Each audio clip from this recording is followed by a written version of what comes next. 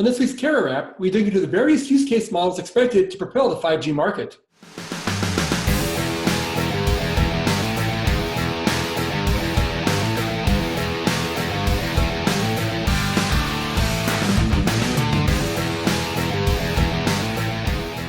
All right, thanks for joining us in this week's Carrier Wrap. I'm your host, Dan Meyer, Editor-in-Chief at RCR Wireless News.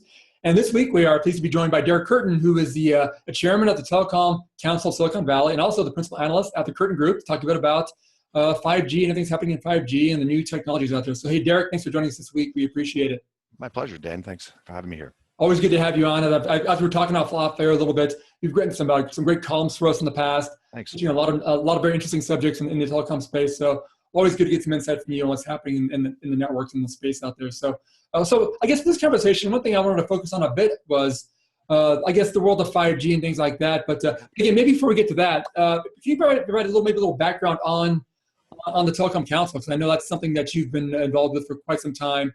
I've been to a few of the events myself. It's very interesting events you guys put on there. And maybe for those that don't know much about it, maybe a little background there. Sure. I mean, it's a great organization. Of course, I'm very proud of it. I'm one of the founders of it. And I launched in 2007. And the concept of the Telecom Council, it's Telecom Council of Silicon Valley. So we're based here in California. And we had found, as working in consulting and analysts in the telecom space here in the Bay Area, that a lot of the phone companies started arriving here around the turn of the century. And they were being disrupted by the internet. They were being disrupted by Silicon Valley companies who at the time were developing content and services that weren't really in the OS space yet. But, you know, the early apps and services that were going onto WAP phones and stuff, and were increasingly coming from companies out of Silicon Valley. You know, classical names like OpenWave were providing the WAP browser and service and things like that. So with the advent of all these telephone companies arriving here, it occurred to us that we could help them do the jobs they want to do in Silicon Valley. So we worked with a few of them on a consulting basis, and we said, what are you here for? And they said, listen, we are in Silicon Valley because it's disruptive, it's important to us. We need to watch what's coming out of the valley in terms of defending our turf and knowing what's going on so we can be aware. We need to partner with some of the potential technology startups and innovators that have interesting technologies that can impact our network or our customer-facing services. And we need to promote our ability to be partners or to be a valid channel to market for developers or for other people. So we said, great, that's actually a role that we've heard from multiple phone companies. We could build an organization that assists you carriers in delivering on those goals, basically as a tool you put in your toolbox here in Silicon Valley for the local office that can increase your ROI for that investment in the local office. So since 2007, we run this group, and it's not just the phone companies. They're kind of like anchor tenants. We have about 35 globally significant phone companies, like the British Telecoms, NTT Docomo, SK Telecom in Korea. We've got some Middle Eastern carriers. We've got Orange and things like that from Europe. So what we do is we help them connect with Silicon Valley startups. Now, that by necessity involves doing pretty good service for the Silicon Valley side as well. So while working for the big carrier side, we're the intermediary that connects them with the entrepreneurs and the startups, which means that we're a path to market for a lot of interesting technology companies. I'm ringing off the hook in my pocket. You can probably hear. Off the hook. You're just crazy, always busy. I'm going to do a handoff. Well done. Well done. All right. So our role is to be the connector service, a club for entrepreneurs and innovators in Silicon Valley who have interesting technology startups. And this could be companies as big as an Oracle or an Intel, down to the very, very small startups, and bridging them and their new ideas into the carriers, helping the carriers understand the technology, the impact it's going to have, and then hopefully lead to deals between those two entities that actually get those innovations to market and to consumers sooner than otherwise. Yeah, makes sense. And again, like I said, I've been to a few of the events there, and it's a very casual atmosphere, yet it's still very focused. Because I know that when I was there was, again, several carriers that were there, a lot of startups there out of Silicon Valley. So you get a pretty wide mix of people there, and you would think that they might not have a lot to talk about or a lot in common, but you really sit them down for a couple of minutes, and next thing you know, they've got a half-hour conversation going. And like I said, it's very interesting to kind of be at those events, to kind of see how it all plays out there. Our ambition we kind of have meetings. So they're not really conferences and not trade shows, but there are meetings around a given topic. And, we pick topics. The idea of the topic is just to filter the room. So it's all topics to telecom. It could be 5G like we're talking about today. It could be mobile health. What you're going to find is half of the room then startups focused on mobile health, and half of the room is longtime members said, yeah, that's also important to us and also interesting to us. So you get the fresh blood with these startups and these people focused on mobile health, and you get the consistency of a club and people who know each other and familiarity from these ongoing memberships. But it's certainly not a cliquey like the members saying, well, we know each other, we don't know those startups, let's not talk to them, because that would be entirely against everybody's business purposes. The whole point is you're going to go say hi to the people you know, but you really want to go talk to the new people, because that's where the fresh ideas are, and that's where you're going to be able to deliver back to your head office, if it's in Madrid or if it's Paris or London. You're going to be able to deliver them the cool startups and the cool trends and technologies, not by talking to your friends, but by bridging gaps and talking to new people. Yeah, very interesting. Well, like I said, for those who are watching and do want to get involved, obviously you can reach out to Derek on that as well. But again, let's get back on, I guess, on the topic of 5G, because that is something that, again, you've been in the telecom space for a long time. I've been following it for a little bit. Whenever it comes to the new Gs out there, a lot of excitement always gets ramped up. A lot of vendors get excited, a lot of hype, a lot of marketing behind it. Yep. Obviously, we are in the middle of what's becoming a lot of 5G hype right now. We're still years away from what that's actually going to mean and what's going to mean for the industry. But again, it's definitely ramping up pretty quickly. And so obviously getting some insight from you on the topic. So I guess maybe, as you look at the overall, 30,000 foot view looking down at it, I guess, what do you see where we are, I guess, in terms of 5G? Is it still kind of this big hype part of it? Is there enough reality to the 5G at this point? I guess, what's your kind of general view of where we are in terms of the development phase of 5G? Sure. Well, I'll give you a short answer first and a long answer second. The short answer is it's early. There's not a lot of reality and meat to it yet. But to be fair, we shouldn't expect there to be at this point quite yet. Nobody's promised that it will be solid in 2016. Yeah. So the long answer is, listen, we've gone through 4Gs already, and the only one that really delivered on his promise was 1G, because it's what we named after the fact. Like, here's what 1G was, mission accomplished. Since then, we've often promised, here's what 2G is going to deliver, digitization, and we're going to have it out by this date, and we're late on the dates. And then we promised, here's what 3G is going to offer. If there was any G that was overpromised and kind of set the world's expectation that we're exaggerators in this industry, it was the third generation. In 2000, we were talking, we're going to have 3G. Spectrum is going to be coming up for auction, carrier's going to bid, and then within a year you're going to be watching videos on your phone. And of course, the carriers bid, they overpaid for the spectrum because of the hype around it. They had a huge capital problems, and then there was a recession around it. The big telecom bust, the dot-com bust came down. Nobody wanted to deploy anything, so there was this double financial problem as well as a technology problem. Technology, when it actually came around, couldn't quite deliver what we said in terms of watching video on your phone. The first versions of 3G were far too slow and weak to actually have a respectable video experience. And of course, the price of doing it was very high. In the countries where they had it, like Korea and Japan, you paid for a video and it was a substantial cost. And one of the reasons was you couldn't have, the cost was high because if everybody did it, you bring down the network. So and limit the demand that way. So 3G was woefully overpromised. And that's one of the reasons we had a lot of developments of 3G. 3.5, 3.75, 3.25G, yeah, all that stuff. And by the end of 3G, it was kind of delivering, and then by the end of 3G, which was basically 2010, it was finally delivering on the promises that 3G had for 2000. Yeah. So that was pretty bad. And then the next generation really flipped things around, because 4G was promised to be, listen, this is going to be faster. It's going to be lower latency. You're going to get way faster speeds to your phone. At that point, everybody like, yeah, okay, sure we are.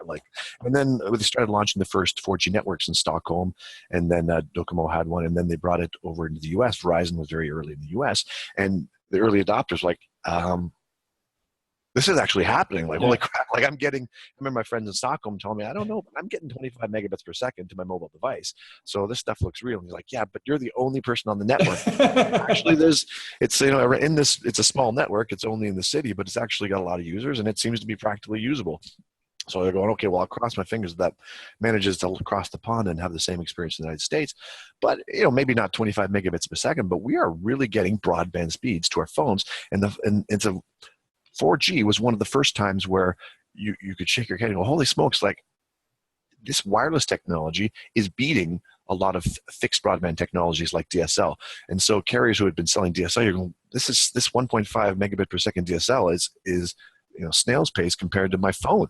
And that's, on a per megabyte price basis, clearly there was a different cost basis between those two. But speed-wise, a lot of U.S. people were educated on speed through their phone, not through their DSL services. So 4G was pretty impressive. Now, we're looking at 5G.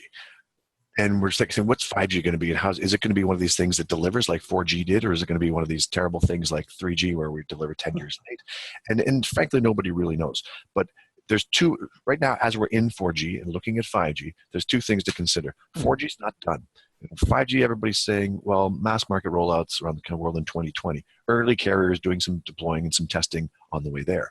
But meanwhile, between now and 2020, 4G has a lot of legs. So there's a lot of releases and iterative enhancements to 4G and technology that can put into 4G networks to help them actually deliver better to the customer. So we're already getting pretty good fast speeds and bandwidth. The carriers are looking at ways of reducing latencies, of doing heterogeneous cell topology layouts to get better gap filling and more coverage in more places.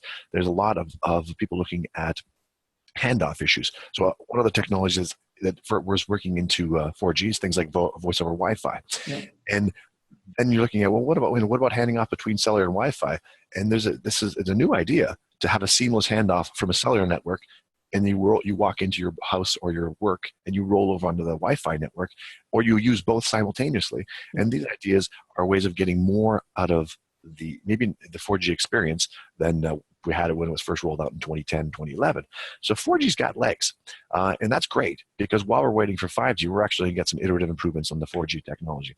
A lot of things that people think of as 5G are actually are part of releases from the different standards groups that are going to occur before we even get to 5G. Of course, they will also be part of that standard.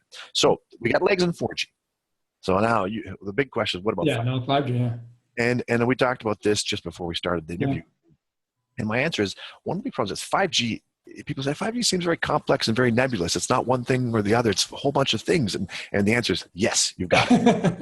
5G is complexity. And it is so by necessity. We look at the speeds we're getting from our radios in 4G LTE technology. And what you have is, historically, we were able to use physics and science to get better throughput, better modulation schemes. So different ways of encoding our data into wireless RF and sending it over the air. And you heard some of these acronyms, things like CDMA, TDMA. These are modulation schemes. And then you get to OFDM and things like that are more modern. And they're more complex, and they're more difficult for processors to handle. But Moore's Law allowed us to put these processors in phones, these radios that could decode these complicated modulation schemes. Then you start talking theoretical physics, and something comes up called the Shannon-Hartley theorem, and Claude Shannon, famous mathematician, who researched what is a maximum data capacity in a megahertz of frequency. And there is a theoretical maximum. You can't get past it. So we have been asymptotically, I don't know which way to draw the graph here, but going up and up and up, approaching that maximum. And so our modulation schemes have gotten better, but now we're starting to hit this hard line, the ceiling, and we can't go past it. So if you can't use science to your advantage in terms of getting a better modulation scheme, which is kind of where we are. I mean, somebody might have some crazy breakthrough, but in this pure radio technology, we've reached the Shannon-Hartley limit. We're approaching it. We're getting that asymptotic flattening. What you have to do is rethink other elements of the network. And a big word there I've always thrown is topology. Topology means how's the network designed and laid out? Mm-hmm. When rank and file people think of a cellular network, they correctly think of a bunch of towers placed around a town in different places with a radius around them, and you kind of drive in from one end to the other, and you get handed off from tower to tower.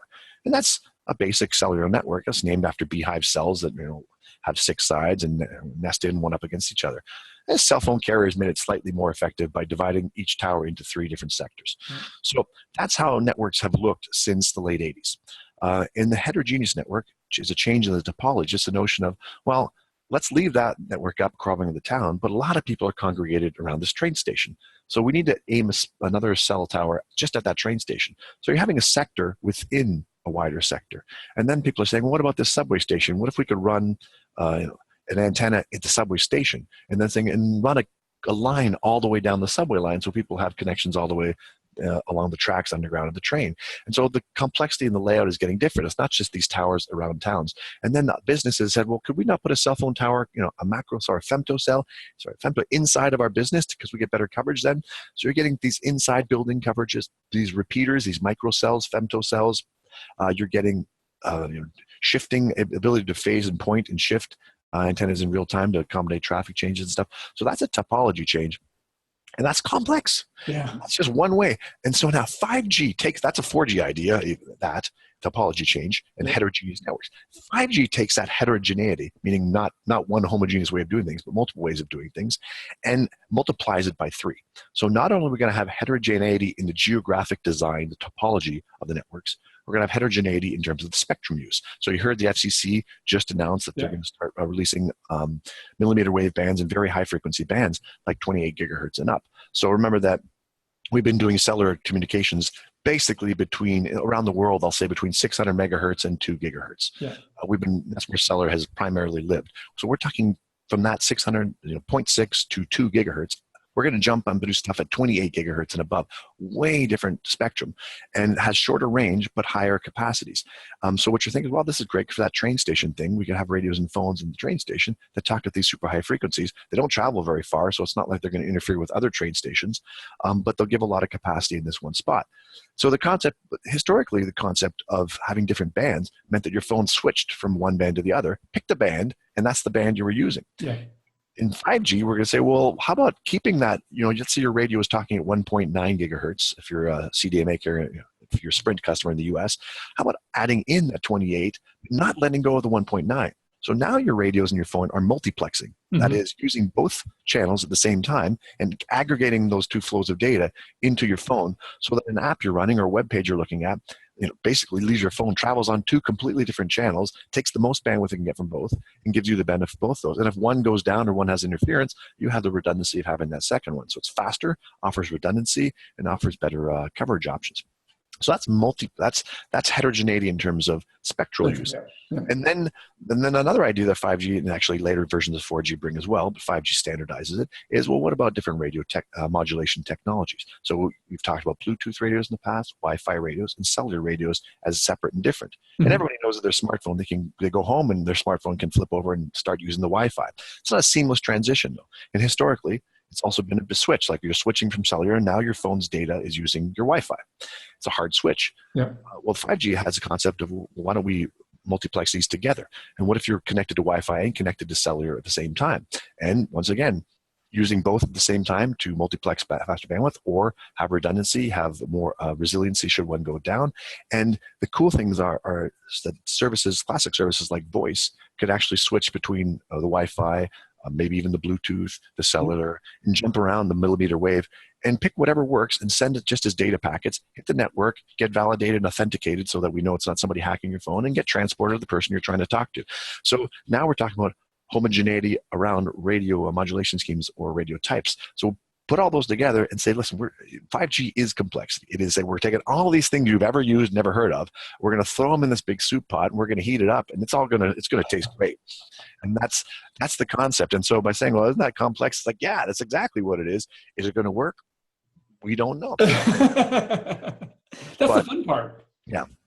So yeah, and that's the kind of things that were happening. Because again, I know we're still in the very early stages of all this testing going on. It does seem like most of the initial 5G tests that are happening between a carrier and a vendor are looking at the millimeter wave spectrum bands, maybe combining some of those together. Not really tapping into the traditional network at this point yet, because you still want to kind of keep those things separate. Right. But again, at some point, that is going to be key, is being able to splice all these different spectrum bands together into a unit that can kind of, again, transfer back and forth, not drop a call, not drop a data session.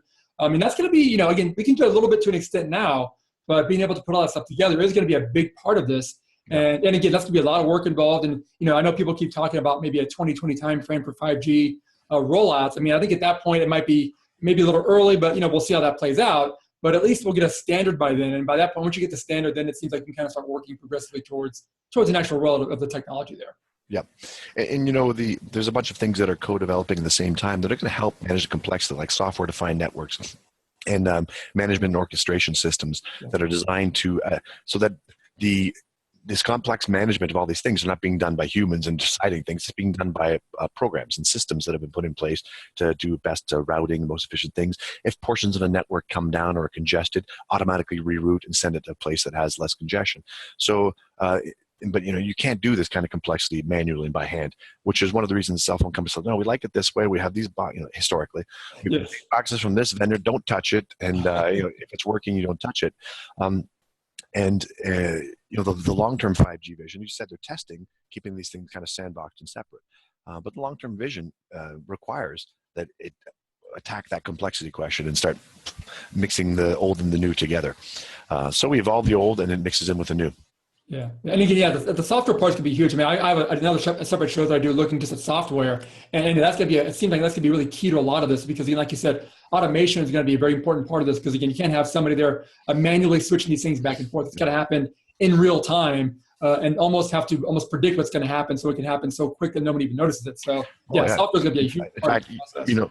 you touched on, you said predict, and that's a key word because another, I said all these parallel developments are going to play into the 5G networks. So analytics and big data. Yeah. Carriers have a tremendous amount of data on their network usage, on where people are making calls, what times of day. They got that historical data, and that gives them the systems, the artificial intelligence running in big data analytics systems, the ability to predict. We're going to have a surge in demand in this part of the town at this time.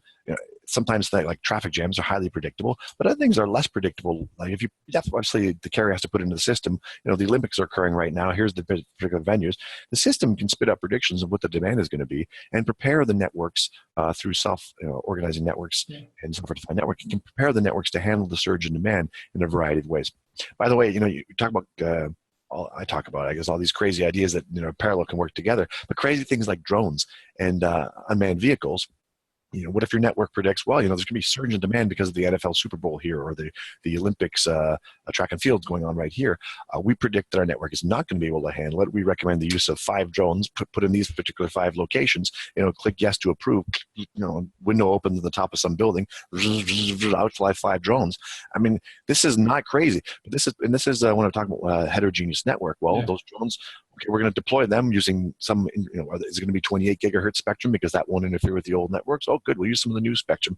We'll put them low hovering over the stadium, and people will be able to connect directly to these drones, which will backhaul to a tower further away and save this big surge of demand, traffic demand from the stadium itself by relaying it to further away gathering points. Not that crazy an idea. Historically we've heard Alphabet doing moonshots and crazy ideas like floating balloons and things like this.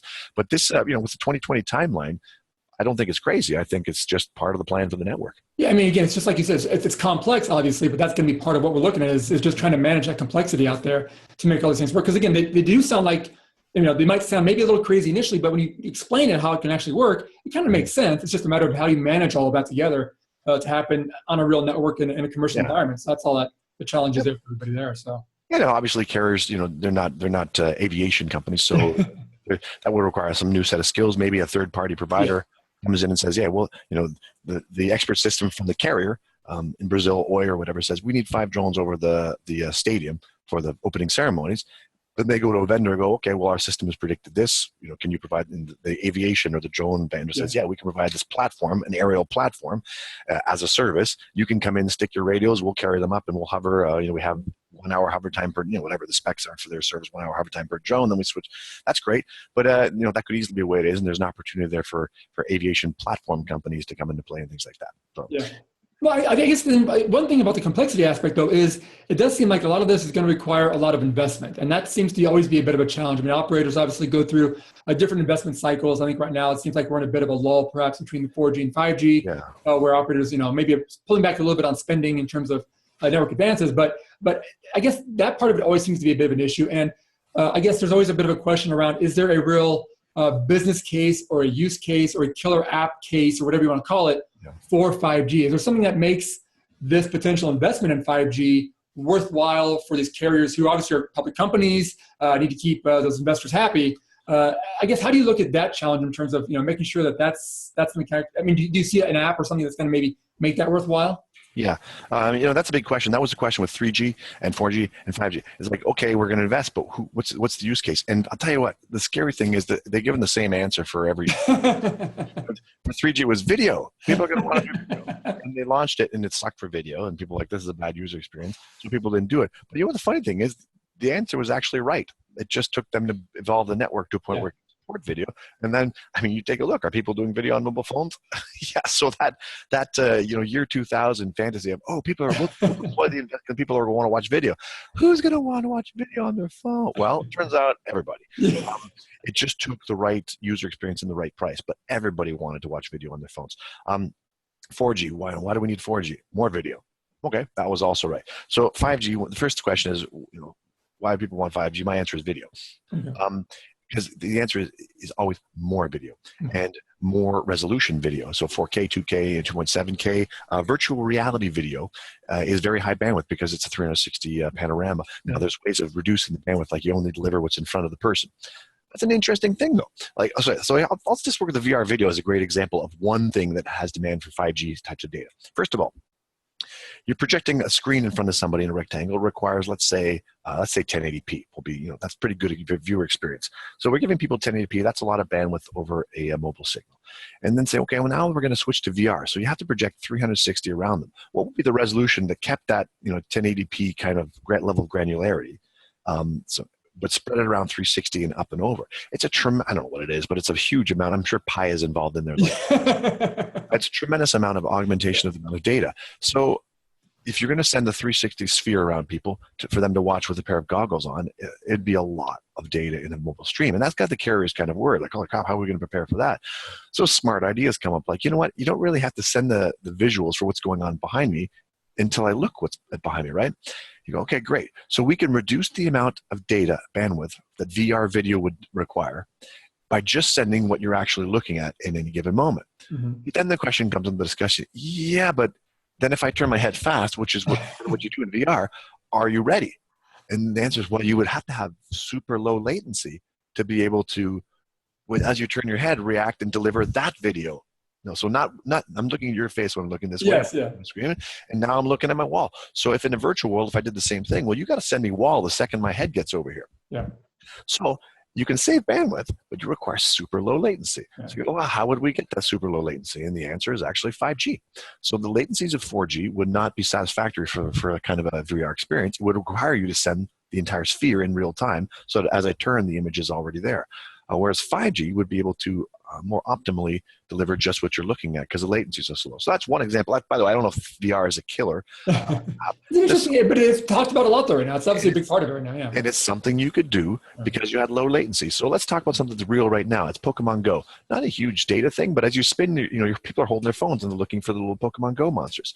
Well, if you spin over and look at an area, do you want to wait and have put your phone registers, sends to the network, that's where it's looking, pop up the monster, or do you want that monster to show up the second you're there? It's just, pans right into your viewfinder. Well, that's a low latency question. So augmented reality also benefits a great deal from very low latencies. As you take up your phone, I'd like to see where the shops are I'm on High Street somewhere in the UK, and I want to see what the shops are. Throw my phone up, and you can see the buildings through your camera on your phone. Let's say they're tagged and labeled with the name of each store, the ratings that store and that restaurant has. Do I want to throw that up and wait, or do I want to throw it up and as I move my phone around in real time, these tags show up and they're showing with these stores? The ability to augment my experience, frankly, this is like voice recognition in cars. If you can't do it quickly and correctly, people won't do it. If you can do it quickly and correctly, all of a sudden people will do it. So voice recognition in cars, not good enough. Voice recognition in Siri in Android devices, yes, good enough. So the difference in experience relies on low latency. So all of a sudden, augmented reality, virtual reality will benefit greatly from 5G space. That's two items. Yeah. But I think I'm leaving I've buried the lead here. People say, oh, what's 5G good for? The first thing that pops up is IoT. So none of the historic cellular networks were designed for devices that sip data quietly and just a bit at a time. So you look at a world where we're trying to be smart in cities. So we put in parking sensors to say if there's a car in a particular parking space, some metal detector in the asphalt. It needs to have an 8-year battery life or it's not worth burying in the asphalt. So I think, well, okay, we've given an 8-year battery life, but if it had to talk 2G or 3G or 4G cellular to report whether there's a car above it or not, the battery would never last a year. Yeah. 5G technologies inside of the design spec, and this is part of the complexity, they're designed to handle different kinds of radios. So not just different frequencies, not just different Wi-Fi versus cellular versus Bluetooth, but entirely different use cases. So here's a radio under the asphalt parking sensor case that's going to shut up and say nothing for for 5 minutes, and every 5 minutes it might go yes car or no car. 1-bit message, 1 or a 0. And that's all I want to say. Report that to the system. System records a 1 or a 0 for that parking spot. Yes, there's a car above that thing or not. And that's a very important piece of data. And if it only sends that 1 bit, it can last 8 years on a small battery. Mm-hmm. You need a radio system designed to have long range, penetrate a little bit of asphalt maybe, so good penetration, so frequencies that have penetration. And also lower frequencies are good for battery life as well. So Yeah. you want to use a low frequency, and you want to have a very quiet, unchatty radio protocol. So that is not 3G, for example. Cellular radios are designed to be chatty. Yeah. By design. And by chatting, I don't mean voice. I mean the radio themselves going back and forth. Hey, I'm still here. I'm still here. Yeah. They're constantly pinging the network saying, I'm here, I'm here, I'm here, I'm here. Yeah. And a 3G cell phone is required because when they first thought of mobility, they thought, well, if this radio isn't constantly chatting, how do we know where it is? So by design, cellular radios go, currently I'm here. Can you know which tower am I connected to? Well, okay, tower, can you hear me? I'm here. I'm still here. Can you hear me? I hear you. You hear me? Then you drive down the road, boy, there's another tower that can hear me. I'm going to switch to the other tower. Is that okay? I'm going to go to the other tower. Can you hear me? Other tower, can you hear me? And the other tower's like, hey, phone, where'd you go? Phone, where'd you go? I'm over here. So each tower is talking to every phone, every device around it, going, you still there? You still here? Yeah, got you. Yep, yeah, I got you. Like a politician on the stump. They're just constantly connecting with all the different radios around them. That's chatty. Yeah. And it serves absolutely no functional purpose other than sustaining the network's operations. So what if we redesigned a network operation that didn't require the radios to be chatty? A network that'd be more confident and cool, like you would go to this new kind of 5G tower and go, hey, have you heard from that parking sensor? No, man. Aren't you a little worried about him? Nah, he's cool. Come in later, man. It's cool. And 5 minutes later, that sure enough, that radio comes up, no car. And he goes, yeah, no car. Gotcha. Go to check the box, no car. Anyways, what does that boil down to? As a user, you're driving in town going, I need parking. You get a real-time map with actual opening parking spaces, and maybe a system where you can actually reserve the space. And as long as we're talking future and crazy, your car will do this by itself, and it would know when your car's going to go, navigate to an empty space that is reserved, pull in, pop in, you walk out, and do what you will. So that kind of cool radio that's not chatty is a 5G technology. So to do Internet of Things, long range, long battery life, and not chatty requires new technology. And by the way, the benefit of this not chatty radio is not just that the battery life can be extended. That's design purpose. But then you get, well, wait a minute, if it's not chatty, it's not tying up my tower as operator. So I can now support way more of these devices on a tower without bringing down the tower's capacity to communicate or to backhaul traffic. Yeah. So if I can support way more, the cost per unit, the amount of capital I got to put in a cellular tower in infrastructure per unit of IoT device drops down. So now the price that a carrier has to charge per IoT device changes a great deal. We lived through a bunch of years where every cellular device was, there was a bunch of years where it was $80 a device. Period. And that's I'm talking the distant past, like pre-90s and onwards for a bunch of years. But there were ricochet networks from Metrocom and other things like, hey, you want to get a card, you slip it in your laptop's connected. How much is it? $80 a month. You want to get a data plan from your cellular carrier, you plug your phone into the modem to your computer. How much is it? $80 a month. And they kept going through 1G, 1.5G, GPRS technologies, other technologies, CDPD technology. These are like late 90s. Yeah, these are good. No, these are great acronyms. I remember these. Yeah. But what's the price? $80. $80. You want to connect the device to the cellular network, the price is $80. And they were all back in the day sold as unlimited data because it was limited by the slow speeds, $80. Yeah. And so I'm talking late 90s, but I want to compare that to the 2020s and say that if you took an $80 per device vision of the world, could you ever have IoT? Heck no. Nothing can, at an $80 per device, it kills every business model you could ever think of. Parking sensor that costs $80 a month to connect. So back to what I said, where since they're not chatty, you can support a tremendous amount of devices with one piece of infrastructure, one tower. All of a sudden, the cost per unit drops down to pennies, sub-dollar cost. And the network operator can then go to the infrastructure vendor, the builder, the town that wants to have these sensors, the farmer that wants to put sensors in his field and say, listen, I don't have to charge you $80 a radio. I can actually charge you sub-dollar prices per radio or less. And I don't know what the pricing is, and it's obviously very new and early in the industry. But the important thing is with 5G, the cost basis is extremely low. So all of a sudden, the economics start making sense to put sensors everywhere. And that's one of the things that 5G is going to empower. In a 4G or 3G world, we're not still at the $80, but you add a tablet to your cell phone plan, $10. You add a Samsung, what's this, a Gear S2 watch to your phone plan, $12. If I weren't an Uber geek and it wasn't my job to play with this stuff, who's paying $12 to connect a watch to a cellular network? Only you. Yeah. If people say to me, hey, should I do that? I'm like, no. Yeah. What does it do? It tells time. Yeah. The key here is today we're in a world of 12 bucks, 12 bucks, 12 Yeah. bucks, like to connect a device to your planet. Well, that's not going to fly in an IoT world. So 5G is designed to take that 12 bucks per device that used to be 80 is now 12 and move it way, way down to pennies per device. And at pennies per device, all of a sudden the Internet of Things starts exploding. And by the way, I fully acknowledge IoT doesn't need cellular. IoT can live over Wi-Fi and Bluetooth and other free technologies. But IoT complexity benefits from cellular. You take a cellular-enabled IoT device, and you can sell it a store and say, put this anywhere, and it'll work. Yeah. Carry this anywhere, and it'll work. It'll connect to some cellular network. We have a deal worked out. You don't have to worry about it.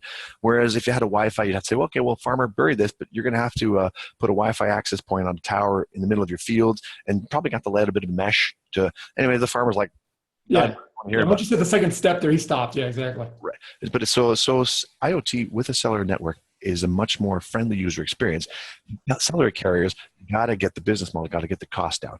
5G allows them to get the cost down and the business model in place, and then you can offer the benefit of IoT with an easy connecting cellular service.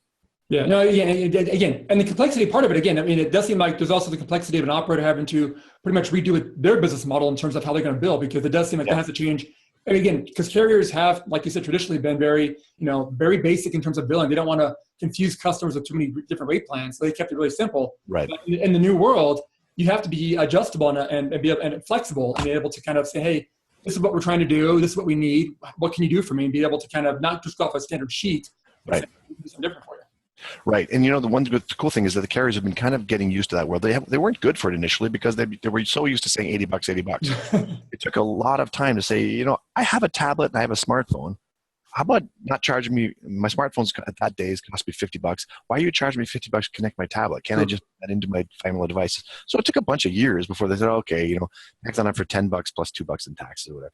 So that took a long time. Yeah. But in the Internet of Things space, they've kind of gotten used to the fact, oh wait, we have to be more flexible in billing models, and they know that, so they're starting to proactively offer that.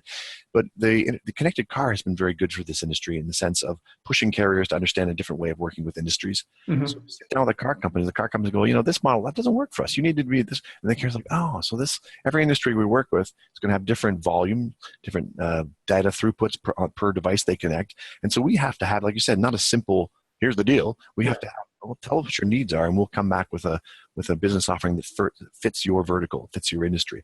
So it's very different. Connected car, in this sense, it's let's say a $30,000 piece of equipment with one radio that has bandwidth needs of say a few hundred megabytes a month of streaming. Or it's extremely different than the parking sensor I talked about before, which a town is going to buy these and deploy say 1,000 of them or more, and they're going to send a bit every 5 minutes. Like it's wildly different consumption.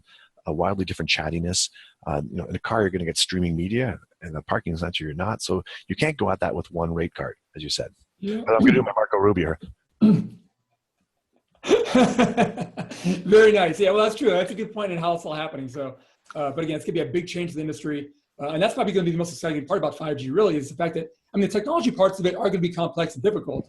But the way that 5G seems like it's going to change how the industry operates is almost going to be the bigger challenge, because again, these are operators who, as we've seen, have a history of being very conservative. They don't like to change too much. But over the next 5 to 10 years, they're going to have to pretty much completely evolve what they've set in stone over the past 10, 20, 50, 100 years. Oh, yeah. And change the whole business model, or not die necessarily, but it could be a big impact on them. No, and they know it. And the good thing is that, as I said, here in Silicon Valley, they started showing up around the turn of the century. So if you want to talk about carriers as dinosaurs, well, my best stories would come from the turn of the century when they first came over to Silicon Valley and said, well, here's how the Silicon Valley should work. Yeah. And explain how telecom wants 5 nines, et cetera, et cetera. And Silicon Valley responded equally naively, oh, well, here's how Silicon Valley works. We think this is kind of good. Why don't you launch it? Why haven't you launched it yet? I gave it to you yesterday. And it took a number of years for both sides to evolve to an understanding. Yeah. And they still do not work at the same pace. True. But they understand that the other doesn't, and they are able to meet in the middle. So the carriers are much more adept at understanding that they have to change, understanding they have to shift the way they do businesses. They're fully aware. That said, if you talk about a 50,000 or 100,000 employee large business like a carrier could be, It's one thing to say, well, the senior office or the CTO's office is fully aware that they need to digitize and join the modern technologies in the modern world. That's great, but you got 100,000 people up and down the line going, no, they want me to. But it's very difficult to turn those ships. And I'm acting like the senior executives are all 100% on board, but that's also not always the case. So they are far, far better at culturally adapting than they were 16 years ago. Yeah. But there's still work to be done.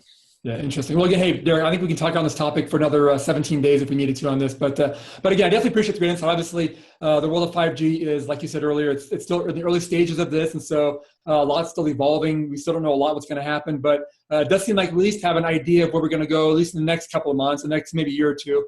But again, it's going to evolve at a rapid pace as well. And obviously, out there in Silicon Valley, a lot of the changes coming from there too. So good to always get the insight from you on the topic. We definitely appreciate the time and insights today. Thanks so much for that. And hopefully we can touch base again soon on the topic and kind of catch up what's happening there with you guys. Great. Yeah, look forward to seeing you again sometime. That sounds great. Well, again, thanks so much for the time, Derek. Appreciate it. Thanks, Dan. Thanks. Well, thanks for watching this week's show. And make sure to check us out again next week when we take a look back at some of the highlights from the recent CCA annual convention.